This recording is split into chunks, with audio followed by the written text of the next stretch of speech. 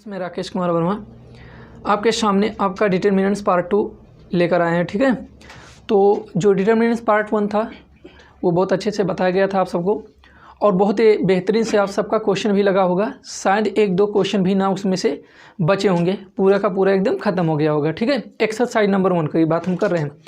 तो एक्सरसाइज 2, आज आपका एक्सरसाइज 2 का कुछ क्वेश्चन तो मैं जानता हूं कि लग जाएगा इस पॉइंट को पढ़ने से। ठीक है, और ऐसे पॉइंट अगला भी आपको मिलेगा। ठीक है, थोड़ा थोड़ा आज कुछ 5 रूल आप पढ़ेंगे। आज आपके जो रूल्स की बात मैं कल किया था वो रूल्स भी आप 5 रूल आज पढ़ लेंगे। ठीक है, और उस 5 रूल से ही आपका जो डिटर्मिनेंट्स पार्ट 2 में मैं बता रहा हूँ वो दूसरे एक्सरसाइज का भी क्वेश्चन आपका बहुत ही आसानी से लग जाएगा। ठीक है, तो वीडियो को अच्छे से देखना और अपने दोस्तों में शेयर कर देना। जितने व्हाट्सएप ग्रुप हो सभी पे शेयर कर दो ताकि उन लोगों तक ये बात पहुंच जाए। ठीक है, और एक बात और मैं बताऊंगा, इस वीडियो के अंत तक आपको देखना, तब लास्ट में मैं एक बात आपको बताऊंगा जिससे आपको वो सुनकर अच्छा लगेगा। ठीक है, तो मैं ज़्यादा टाइम ना लेते हुए अपने टॉपिक पे चलता हूँ। ठीक है, जैसा कि मैंने पार्ट 1 जब बताया था तो हो सकता है कुछ लड़कों के दिमाग में ये क्वेश्चन आ रहा हो और ना लग रहा हो, तो मैं ये बताना चाहूँगा ये क्वेश्चन मैं पार्ट 1 से ही लिया हूँ, क्योंकि कल पार्ट 1 में मैं क्वेश्चन नहीं बताया था ज़्यादा, जो भी था आपका थियोरेटिकल था। और मैं ये गारंटी लेता हूँ कि जो थियोरेटिकल जो चीज़ें हैं वो मैं अगर आपको बता दूंगा तो क्वेश्चन हमको लगाने की ज़रूरत नहीं है, आपसे खुद ही लग जाएगा। ठीक है, तो मैं ये क्वेश्चन पहले ले रहा हूँ कि जिससे आपको दिक्कत अगर हो तो भी क्लियर हो जाए, जो वो बच्चे हैं जो बहुत ही वीक हैं और जिनको ये नहीं समझ में आ रहा कि मैं इस क्वेश्चन को कैसे सॉल्व करूँगा, तो उनके लिए मैं बता रहा हूँ ताकि वो जान जाए। ठीक है, तो मैं इस क्वेश्चन को उठाता हूँ और मैं ये सॉल्व करता हूँ। ठीक है, देखो ये आपका क्वेश्चन है, दो सारणिक आपस में इक्वल है, दो सारणिक जो हैं वो आपस में इक्वल है। ठीक है, अब मैट्रिक्स में इसका कुछ और फंडा होता है, डायरेक्ट देख के आप आंसर बता दोगे, लेकिन यहाँ पर भी आपको कोई दिक्कत नहीं है, आप इसको भी आसानी से सॉल्व कर दोगे। देखो मैंने आपको जब इस तरह का आपको क्वेश्चन दिखा तो मैंने आपको ये बताया था कि आप सारणिक का विस्तार करें। देखिए सारणिक का विस्तार करना एक ऐसा फंडा है कि आपका क्वेश्चन कभी भी रॉन्ग नहीं होगा। ठीक है, लेकिन आपका अगर कैलकुलेशन सही है तो देखो अब इसका इसमें मल्टीपल होगा तो 2 1 जा 2 हो जाएगा। ठीक है, फिर आप जब इस बीकर का करते हो तो साइन आपका लगता है माइनस, 5 चौक के 20 हो जाएगा। ठीक है, बात इतनी समझ में आया। जब इसका इसमें मल्टीपल होगा तो ये हो जाएगा 2x²। फिर ये जब आपका इधर करेंगे तो ये माइनस यहाँ लगेगा और 6 का 4 में गुणा होगा तो ये हो जाएगा 24। बात समझ में आई। चलो ये 20 में से 2 चला जाएगा तो -18 और ये हो जाएगा 2x² -24। नंबर्स वाले जो पार्ट होते हैं वो एक साइड में कर लो, तो -18 था, ये माइनस आएगा इस इक्वल के। जब साइड चेंज होते हैं कोई भी टर्म अगर अपना साइड चेंज करता है तो अपना जो साइन होता है यानी चिन्ह भी होता है वो भी अपना क्या कर देता है, चेंज कर देता है। तो 24 माइनस में तो उधर जाएगा 24 प्लस में हो जाएगा और ये हो जाएगा 2x²। ठीक, कोई दिक्कत। अभी आपका कितना बचेगा, 2x² इक्वल कितना हो जाएगा, ये आपका हो जाएगा 18 यानी 6 हो जाएगा, और x² कितना हो जाएगा 6/2 हो जाएगा और ये बचेगा 3। तो ये कितना आपका हो जाएगा x² इक्वल 3 या x इक्वल कितना हो जाएगा ±√3। बात समझ में आया, कोई दिक्कत। इतना आपका आंसर हो जाएगा। ठीक है, इस तरह के क्वेश्चन को सॉल्व करने का। अब इसी में 3 आर्डर का होगा यानी 3 क्रम का होगा, तब भी आप ये प्रोसेस करेंगे। 2 ये तो 2 आर्डर का है यानी 2 क्रम का है, तो इसीलिए। ठीक है, चलिए एक और क्वेश्चन मैं लिखा हूँ नीचे, आपके किताब का ये भी क्वेश्चन है और शायद NCERT में आया भी है, तो आप इसको देख लीजिए ये कैसे आप लगाएंगे। ठीक है, क्या कह रहा है क्वेश्चन में और कैसे आप इसको सॉल्व करेंगे।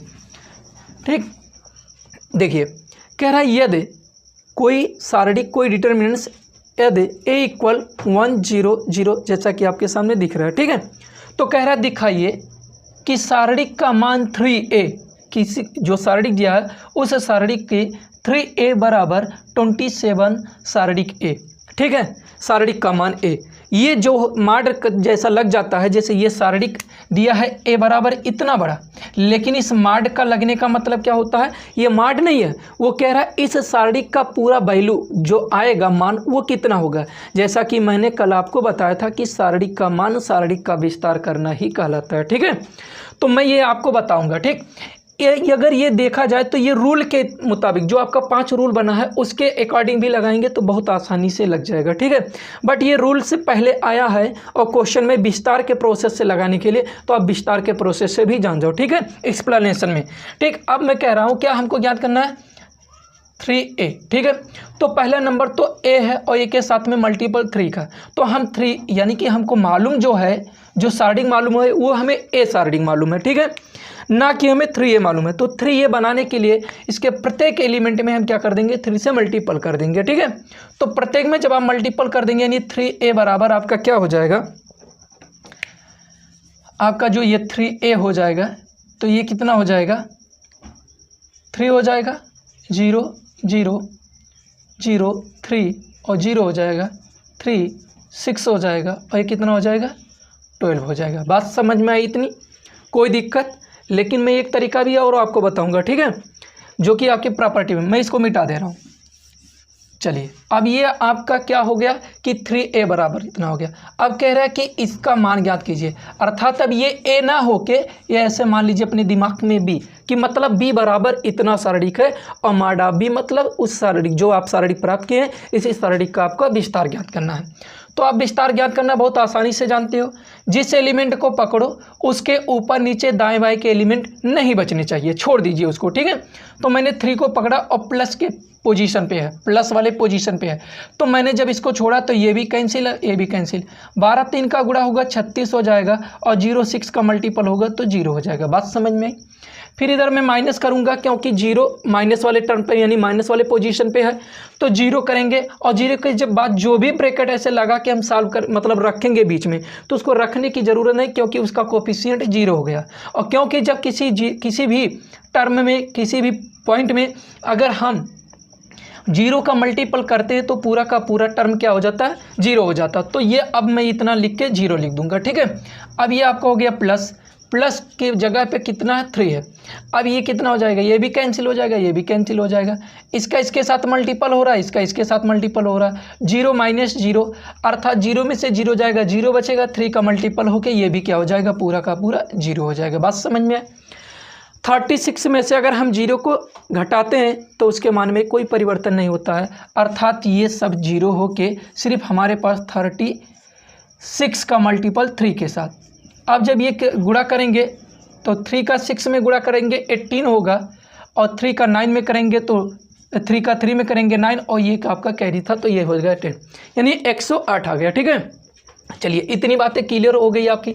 अब इससे पहले वाला जो क्वेश्चन है आपका, यानी पहले नहीं मतलब ये वाला जो टॉपिक आपका आ गया 3a का वैल्यू आ गया। अब ये हमारा क्वेश्चन क्या था, यहाँ पर 1 था, यहाँ पर 2 था, यहाँ पर क्या था 4 था और यहाँ पर आपका 1 था, ठीक है। यही तो आपका a था।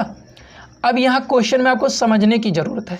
देखिए क्या समझने की ज़रूरत है, यहाँ जो आपका दिया है जैसा कि आपको दिखाई देना चाहिए 27, इसके बाद ये, अर्थात ये क्या कह रहा है, हमें जो a मालूम है उसी का सारणिक के मान में 27 का मल्टीपल करना है, ना कि 27 से प्रत्येक एलिमेंट में मल्टीपल करने की बात करेंगे, ठीक है, ऐसा नहीं करेंगे। तो अब हम क्या करते हैं, यहाँ पर हम इसका मान निकालते हैं। तो जब इसका मान निकालेंगे तो 1, ये भी कैंसिल, ये भी कैंसिल, ये 4 1 जा 4 माइनस 0, फिर ये 0 हो जाएगा और फिर जब अभी आप कैलकुलेशन किए हो तो 0 हुआ था तो ये भी 0 हो जाएगा, ठीक। तो ये सिर्फ बचेगा कितना 4 बचेगा, ठीक है। ये मॉड ऑफ ए करके, ठीक, या सारणिक का मान ए। तो अब इसमें 27 से मल्टीपल करना है, तो इस 27 का मल्टीपल 4 में करेंगे तो ये भी कितना आएगा इतना। अब ये आपने निकाला क्या कि 3 का सारणिक 3 का मान निकाले हैं, वही मान आया है जो 27a का मान आया है, तो दोनों इक्वल हो गए कि नहीं हो गए। बात समझ में आए?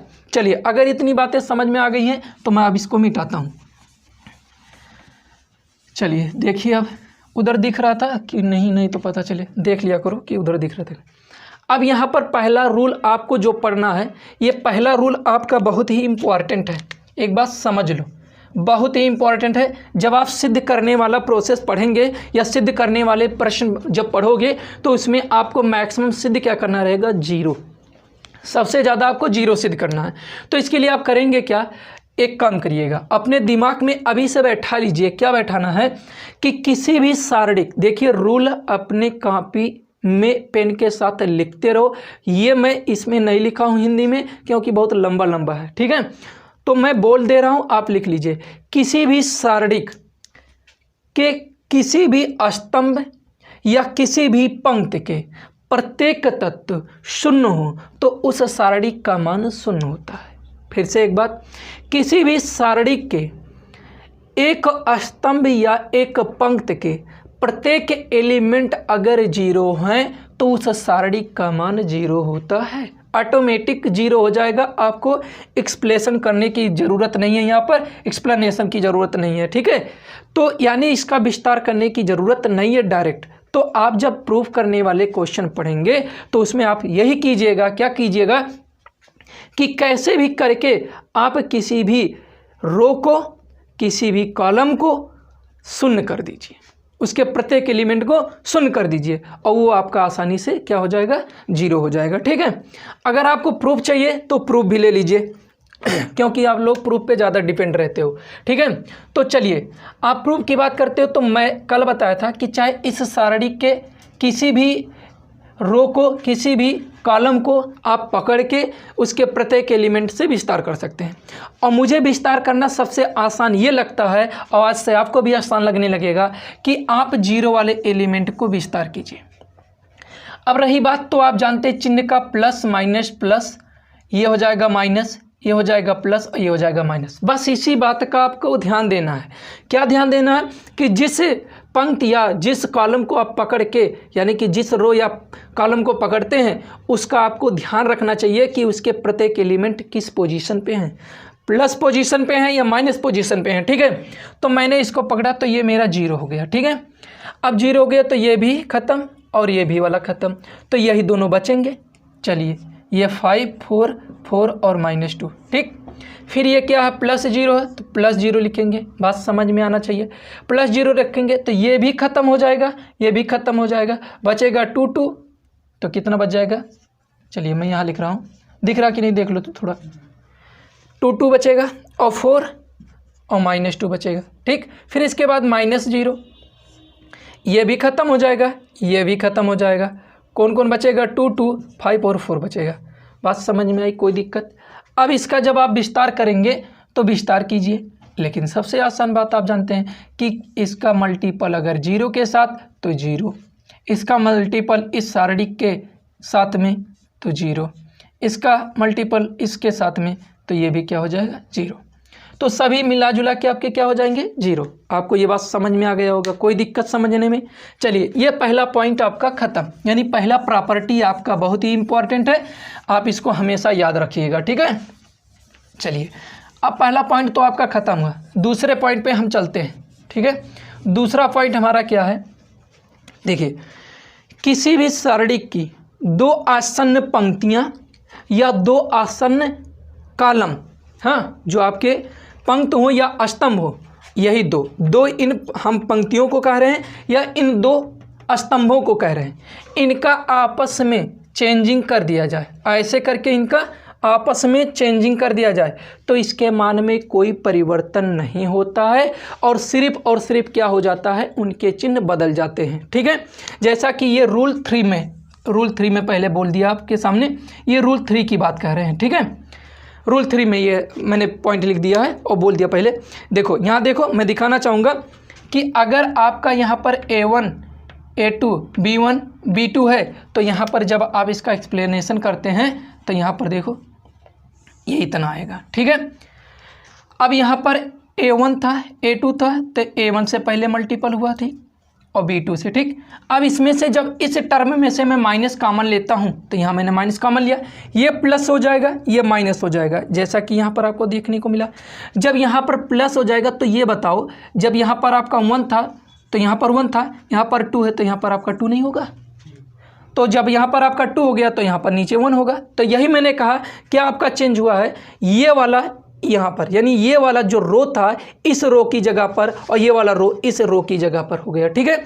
सिर्फ हमने क्या कहा आपसे कि किसी भी सारणी के, हाँ, पंक्ति और स्तंभ, यानी कि कोई भी स्तंभ ये स्तंभ हुआ, ये स्तंभ इस स्तंभ की जगह पर और ये स्तंभ इस स्तंभ की जगह पर, या ये वाला जो आपका रो है इस रो की जगह पर और ये वाला रो इस रो की जगह पर हो जाए तो उसके मान में कोई परिवर्तन नहीं होता है, सिर्फ और सिर्फ क्या लग जाता है, ऋण चिन्ह लग जाता है। ठीक है, जो आंकिक मान इसका आएगा सॉल्व करने पर उसका भी आंकिक मान वही आएगा। अगर इसका 5 आ रहा है तो ये भी 5 आएगा, लेकिन यहाँ पर -5 आएगा।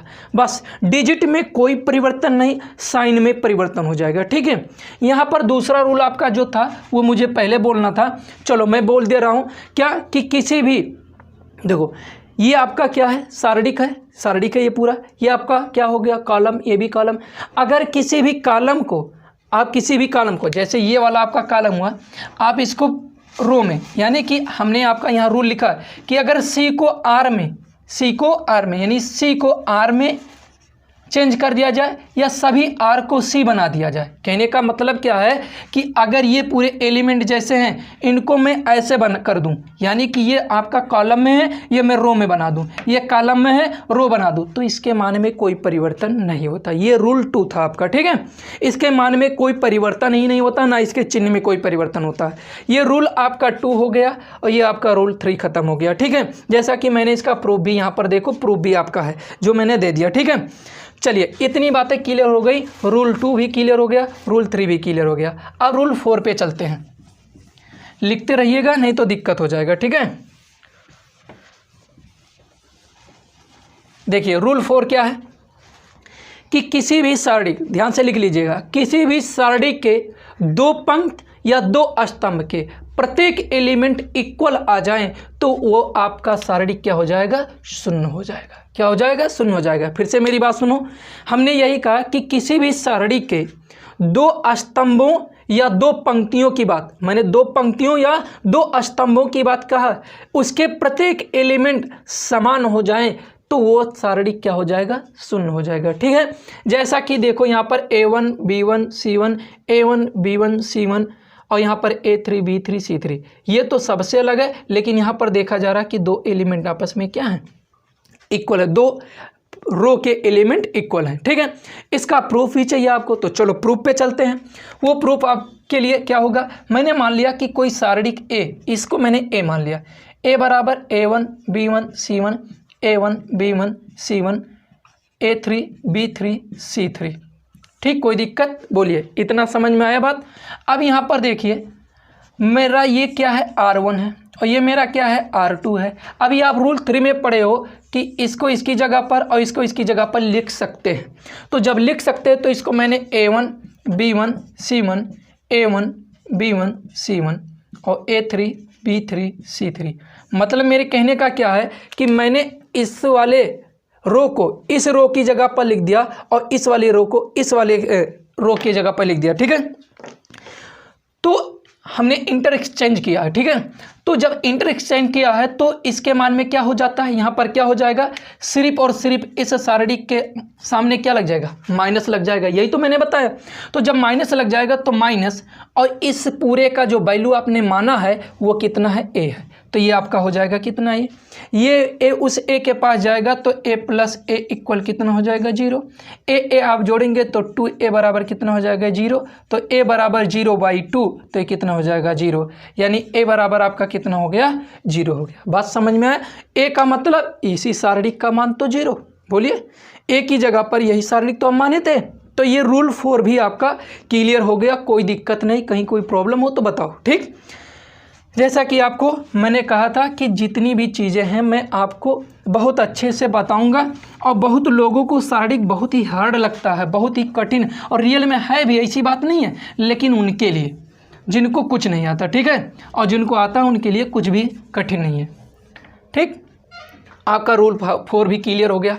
रूल 4 भी आप क्लियर कर लीजिए और ध्यान रखिएगा। ठीक है, ये सब जो मैंने आज रूल बताया है ये सब रूल आपके उस क्वेश्चन में यूज होंगे जो क्वेश्चन आपके प्रूफ करने वाले होंगे। ठीक है, जैसे जीरो प्रूफ, जहाँ पर जीरो प्रूफ करने की बात आई वहाँ पर देख लेना, चाहे रूल 3 लगेगा चाहे रूल 4 लगेगा। ठीक है, अब रूल 5 की बात करते हैं तो थोड़ी सी इसकी हिंदी लिखनी पड़ी। ठीक है, किसी एक पंक्ति यानी कोई भी सारणी को और उसके किसी एक पंक्ति, मैंने अभी आपको कुछ बताने के लिए वहाँ जब मैं क्वेश्चन लगा रहा था तो मैंने आपको बताने के लिए कहा जो 3 और 27 का मल्टीपल हुआ था, हमने क्या कहा, किसी भी सारणी के एक पंक्ति, केवल एक पंक्ति की बात कर रहे हैं, या केवल एक स्तंभ के प्रत्येक अवयव में किसी संख्या से गुणा कर दिया जाए तो सारणी के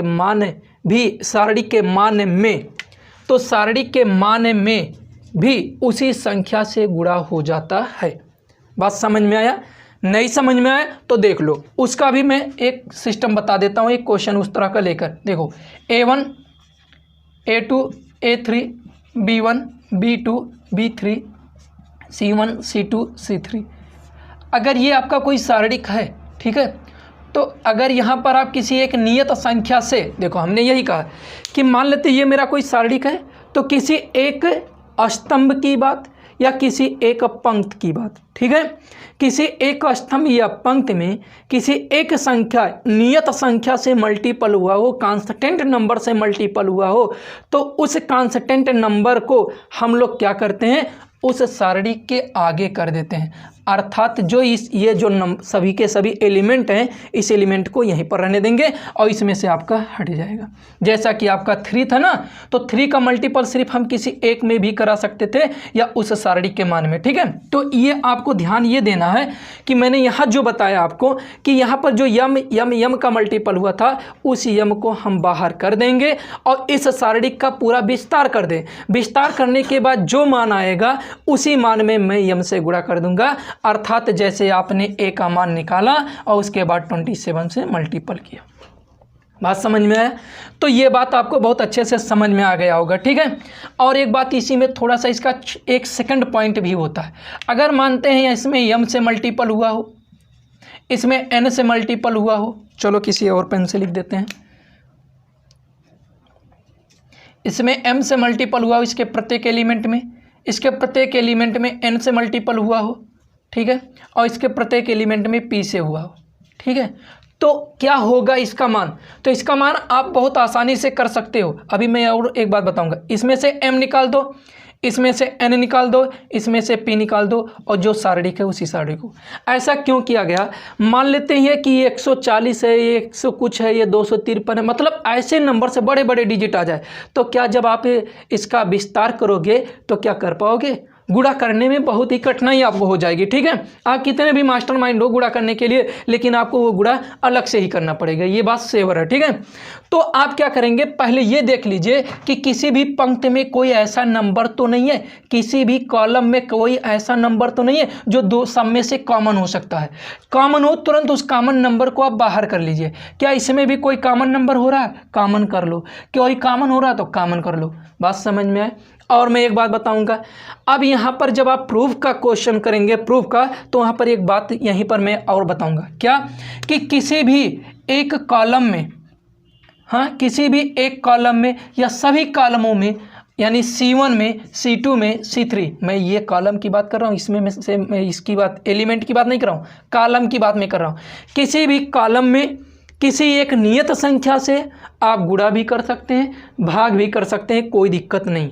और जब आपको क्वेश्चन सॉल्व करने होंगे प्रूफ वाला, तो मैं बताना चाहूँगा कि अक्सर जिस क्वेश्चन में आपका बड़ा बड़ा डिजिट दिया होगा, क्वेश्चन में होगा बड़े डिजिट वाले, तो उसमें ऐसा करना कि किसी एक नंबर से क्या भाग देने पर वो छोटा नंबर बन सकता है। अगर छोटा नंबर बन जाता है तो आपके लिए बहुत आसान हो जाएगा क्वेश्चन को सॉल्व करने में, ठीक है। तो ये बात मैंने आपको बताना चाहा, ठीक। या किसी नंबर से गुणा कर दीजिए और अक्सर क्वेश्चन को यही सॉल्व करने की कोशिश कीजिएगा। शारीरिक का मैं प्रूफ की बात बता रहा हूँ, ये तो क्लियर हो गया ना कि सब में से कॉमन हो सकता है, ठीक। फिर इसको सॉल्व करके मल्टीपल कीजिए। देखिए मैं ये बताना चाहूँगा क्वेश्चन सॉल्व करने के कि अगर कोई सारणिक दिया हो तो उस सारणिक में या तो इधर के कोई दो एलिमेंट, यानी कि ऐसे रो होगा, आपका रो होगा, ऐसे पंक्ति होगा, या इस तरह का आपका कॉलम होगा, जैसा कि आपको यहीं पर मैं बता रहा हूँ एलिमेंट लेकर, जिससे आप ये कंफ्यूज ना हो कि क्या इधर लाइन वगैरह पारा जा रहा है। देखो मैं ये कह रहा हूँ कि जैसे आपका ये एलिमेंट सभी हैं, ये सभी एलिमेंट हैं, ये सभी एलिमेंट हैं, ठीक है। ये आपका रो हो गया सब, R1 R2 R3, ये आपका C1 C2 C3 हो गया। आपका क्वेश्चन आए तो आप ऐसा प्रोसेस कोई लगाइए जैसा कि मैंने 5 रूल बताया कि आप 5वें रूल का मेथड हुआ कि किसी एक नियत संख्या से इसमें गुणा कर सकते हैं या किसी एक नियत संख्या से भाग कर सकते हैं। सेम प्रोसेस यहाँ पर, सेम प्रोसेस यहाँ पर, ठीक, आप इतना कर सकते हो। तो क्वेश्चन जो आपका रहेगा ऐसा करना कि या तो सभी क्वेश्चन 1-1 सभी, चाहे ये वाले प्रत्येक एलिमेंट 1-1 हो जाए या ये वाले एलिमेंट 1-1 हो जाए, मतलब ये भी 1-1 हो जाए। कोई ऐसा प्रोसेस आप कीजिएगा, वो प्रोसेस आपका क्या, गुणा या भाग यानी मल्टीपल या डिवाइड करके ही किसी नंबर से।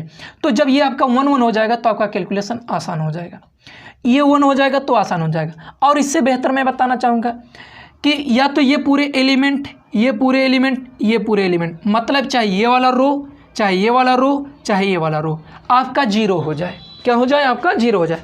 लेकिन 0 कैसे होगा बताओ, गुणा भाग करने से तो 0 होगा नहीं।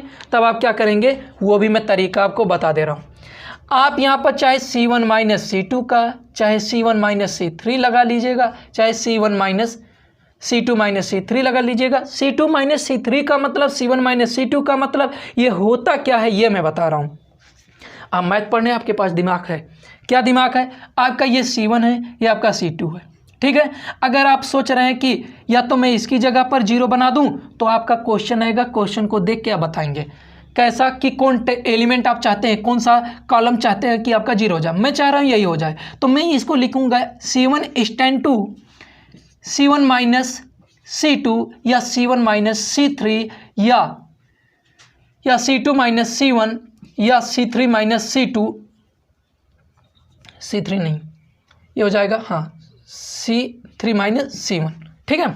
मतलब आपका ये है कि या तो आप इसमें से इसको घटाएंगे तो इसकी जगह पर लिखेंगे 0 हो जाएगा। तो 0 तो तब होगा जब दोनों एलिमेंट आपस में इक्वल होंगे। इक्वल नहीं है तो आप गुणा भाग करके इक्वल कीजिए, ठीक है। नहीं है इक्वल तो ये भी बता रहे हैं आपको। अगर मान लेते हैं C1 कॉलम नहीं बराबर है C2 के या C3 के, तो क्या C1 और C2 को जोड़ने पर C3 के बराबर हो रहा है या C1 C3 को जोड़ने पर C2 के बराबर हो रहा है, वो आपका मैटर है। मैं तरीका आपको बता दिया कि आपका ये प्रोसेस आपके दिमाग में नहीं रहा होगा, तो मैंने बता दिया जिससे आप समझ सकें, ठीक है। इतनी बातें तो आपको समझ में आ गई होंगी कि कोई दिक्कत नहीं होगा, ठीक है। अब यहीं तक ये 5वां पॉइंट आपका खत्म हुआ, ठीक। अब बचे हैं आपके सिर्फ क्वेश्चन। कैसे क्वेश्चन है, जो आपके चैप्टर में दिया होगा, यानी बी एक्सरसाइज के लिए लगभग बी एक्सरसाइज आपका आज खत्म हो जाएगा, ठीक है। अभी कुछ प्रॉपर्टी बचे हैं और वो प्रॉपर्टी आपको सॉल्व करने के लिए मैं वो कल वीडियो बनाऊंगा, ठीक है। और एक बात मैं बताना चाहूँगा कि ये 2 क्लास जो मैं कल डिटर्मिनेंट्स का पार्ट 1 और डिटर्मिनेंट्स का पार्ट 2 बनाया, ये डेमो क्लास था, ठीक है, आपके लिए। ये सबसे अहम बात मैंने कहा कि जो लास्ट वीडियो के लास्ट में मैं बताऊंगा, मैंने यही बात आपको बताने के लिए कहा कि ये जो भी चीज़ें हैं, जो 2 वीडियो बना आपका डेमो है, कल से इसका लिंक सिर्फ उन्हीं बच्चों को मिलेगा जो इस नंबर पर संपर्क कर ले कि कैसे ये दिया जाएगा। इस नंबर पर आप संपर्क कर लीजिए, ठीक है, कि आपको कैसे लिंक भेजा जाएगा और इसी के ज़रिए आपके पास लिंक भेजा जाएगा व्हाट्सअप, अगर आपके पास है तो। अगर व्हाट्सअप नहीं है तो फिर तो आपके लिए दिक्कत है, लेकिन ऐसा कोई घर नहीं है जिसके पास एंड्रॉयड फ़ोन ना हो या व्हाट्सअप आज के समय में चलाता ना हो। अगर एक बात और मैं बता रहा हूँ, जो लोग टेलीग्राम चैनल चलाते होंगे वो मेरे इस चैनल को भी फॉलो कर लो, राकेश कुमार वर्मा, ठीक है, मैथ स्पेशल, आप इसको फॉलो कर लीजिए। हो सकता है लिंक उसी पर, क्योंकि वही बच्चे हैं जो इस नंबर से जुड़ना चाहते हैं, वही बच्चे इस पर अब तक आए हैं टेलीग्राम चैनल पे, ठीक है। तो ध्यान यही रखना, हाँ ध्यान यही रखना कि जिससे आपको ये चैनल अगर आप ज्वाइन कर लेते हैं तो हो सकता है कि जितने बच्चे इस नंबर से अटैच में हैं उन्हीं को इस पर भी वो लिंक दे दिया जाए, जिससे आपकी असुविधाएं ना हो, ठीक है। अब ये क्यों किया गया है, इसमें आपको ज़्यादा परेशान होने की ज़रूरत नहीं है, ठीक है। और आप फेसबुक पर भी, हाँ फेसबुक पर भी आप हमें फॉलो कर सकते हो RK वर्मा इंस्टीट्यूट करके, ठीक है। तो टेलीग्राम भी है आपका, फेसबुक भी है, आप वहाँ पर भी आप, ये बिल्कुल इंस्टीट्यूट चल रहा है, फेसबुक पेज पर पेज है, ठीक है, इंस्टीट्यूट के नाम से भी चल रहा है। जो भी है आपको अच्छे अच्छे कंटेंट मिलते रहेंगे, ठीक है। और रही बात, हो सकता है शाम तक फिजिक्स का भी एक टॉपिक डाला जाएगा, लेकिन आप इस पर आप संपर्क कर लीजिएगा। और संपर्क करने का टाइम भी मैं बता दे रहा हूँ आपको, 4 बजे से 5, 4 से 6, सिर्फ 4 से 6 शाम के यानी PM, इतने टाइम में ही आप संपर्क करेंगे, बाकी नंबर टाइम बंद रहेगा क्योंकि सब लोग परेशान करना शुरू कर देंगे। ठीक है, तो आपको ये अगर कंटेंट अच्छा लगा होगा, आपको ये लगा होगा कि ये वीडियो में जो बनाया, ये टॉपिक मैंने जो बनाया, इससे आपके लिए बहुत बेहतर चीज़ें मिली हैं और आपको अच्छा लगा है, तो इस वीडियो को लाइक कर देना, अपने दोस्तों में शेयर कर देना और इस पर कॉल करके कंफर्म कर लेना कि कैसे हमको ये लिंक मिल सकता है। ठीक है, और इंतज़ाम किया जाएगा कि अगर मान लेते हैं जिसके पास फेसबुक नहीं है तो कोई और व्यवस्था बनाई जाएगी। लेकिन ध्यान देना कि ये चीज़ें आपको अच्छी लगी हो तो वीडियो को लाइक कर देना और नए हो तो चैनल को सब्सक्राइब कर देना। जय हिंद, जय भारत।